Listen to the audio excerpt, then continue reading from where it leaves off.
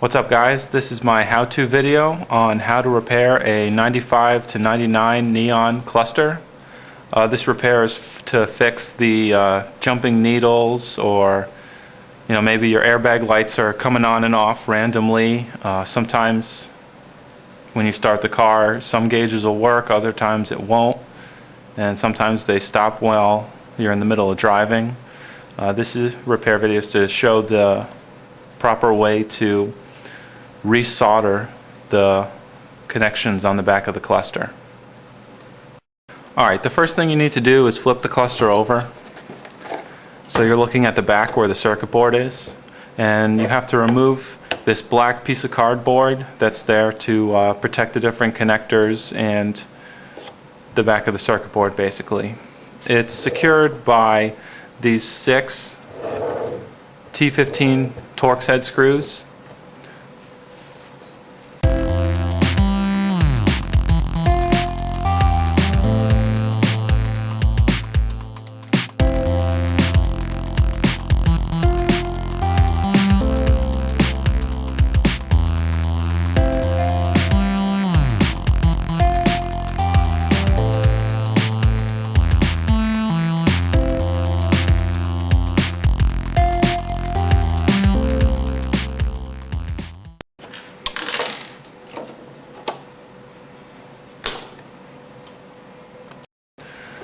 Once you have that removed, this is what you're going to be looking at. Now my cluster has the 8,000 RPM tachometer. The neons without the cluster, this may be a little different, but all the soldering points are going to be the same. The next step is to remove all the light bulbs. They come off very easily. You just twist to the left, maybe a quarter turn, not even a quarter turn, and they come right out.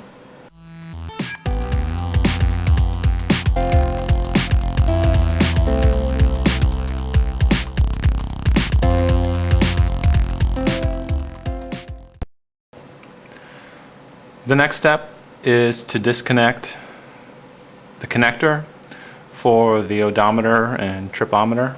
It comes out very easily, just like that. I forgot a light bulb. Once that's unclipped, then you have 9 more T15 Torx screws to remove.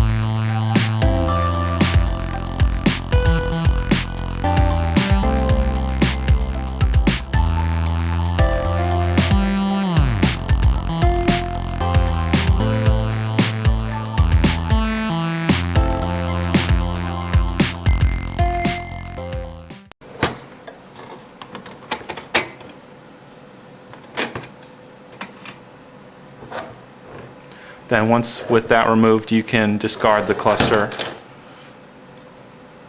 and have your circuit board to work on.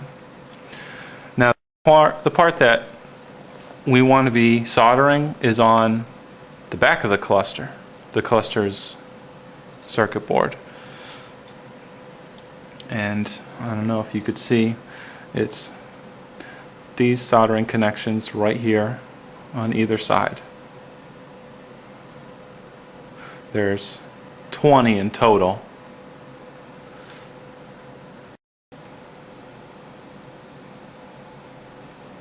Alright, this is as best as I can get it. You can see these 2 right here on the end.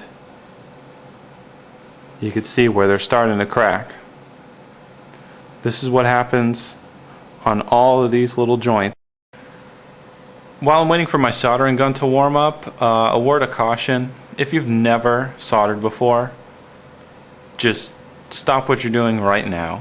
Don't go any further. you could potentially make things a lot worse if you don't know what you're doing. I mean, granted, soldering is very easy, but I suggest you at least practice first on some, spare wire or something, just to, learn what heat it takes to start to flow the solder, and how much you need to apply.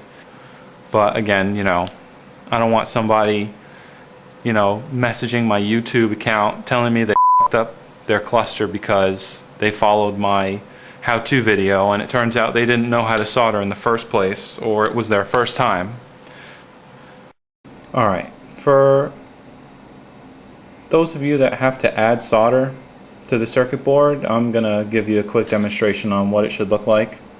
As you can see, I've done these 3 right here and these 2, so just for some practice before I do it on camera. The trick is to get what you want to solder the same temperature as the flowed solder from that you're trying to apply. And once it's the same temperature, you'll see the solder just instantly wrap itself around whatever it is that you're trying to solder. It pretty much makes like a little teardrop shape when you're applying it, on a flat surface. So I'm going to try and show you on this pin. It's really difficult with a camera in my face. I'm going to do my best. My soldering gun's old, so you may see me finagling around the solder a little bit, but it gets the job done. So here we go. I'll try not to obstruct the camera too much.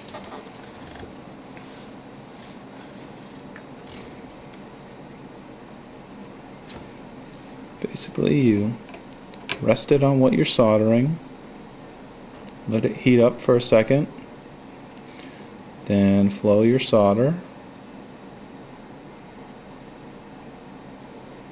just like that. You see, as soon as it started to flow, it was the same temperature as the pin and it just instantly wrapped itself around.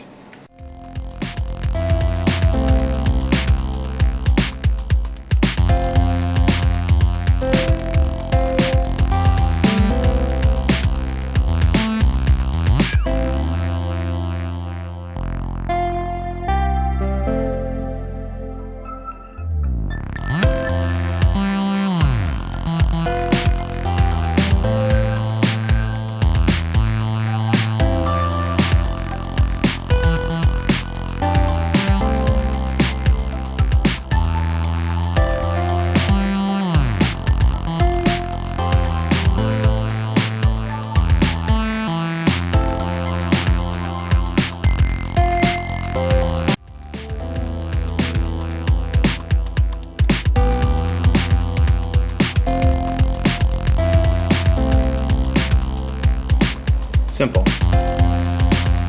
So that is basically how you fix your correct solder on all the pins, the 20 pins on the back of your, what is this called? This is a circuit board. I had a brain fart there for a second. See, I already did the ones on this side. Where is it? Can't find it. Right here. I already did those. Yeah, they look a little burnt because I did those first, and the tip of my soldering gun is a little nasty looking, but it's just from whatever this gunk is. I wish I could tell you what that was. But I wasn't the last person to use this. That's what you get for lending your stuff out to friends. So basically, once you get all your pins reflowed or soldered, if you had to apply solder, it's just you do all the steps in the beginning of the video in reverse and install it back in your vehicle and take a test drive and see if it worked.